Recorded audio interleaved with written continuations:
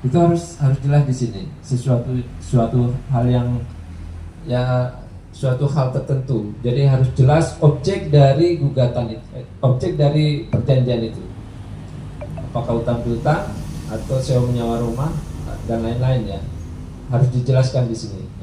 Kemudian suatu sebab yang halal. Suatu sebab yang halal ini tidak bertentangan dengan undang-undang. Apa yang diperjanjikan di dalam perjanjian itu tidak bertentangan dengan undang-undang. Artinya halal di sini ya, halal.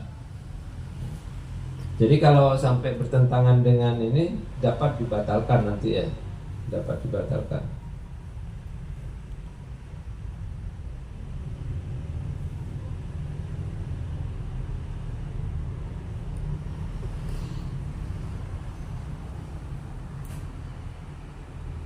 Kemudian di sini untuk menyusun itu yang pertama ya, untuk menyusun kontrak yang pertama itu adalah judul kontrak.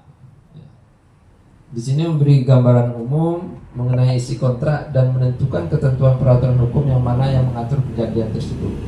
Jadi harus jelas juga di sini gambaran umum ya, dari judul itu. Misalnya judulnya tentang sewa menyewa rumah.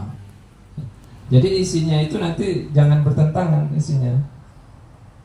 Ya, isi dari perjanjian itu.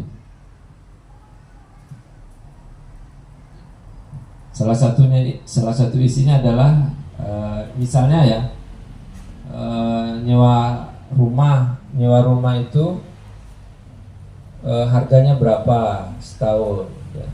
Kemudian dia dibebankan dengan memperbaiki rumah itu tidak gitu loh. Nah dari perbaikan itu siapa yang dibebankan untuk biayanya itu kan harus jelas juga. Kemudian untuk listrik apakah dibayar oleh penyewa atau yang menyewakan itu juga harus jelas. Kemudian PBB ya, PBB siapa yang bayar segala itu, pajak itu siapa yang bayar nanti itu juga harus jelas di dalam suatu klausul di dalam kontrak ya. Kemudian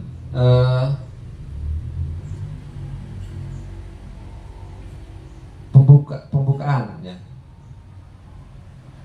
tempat dan waktu kontrak.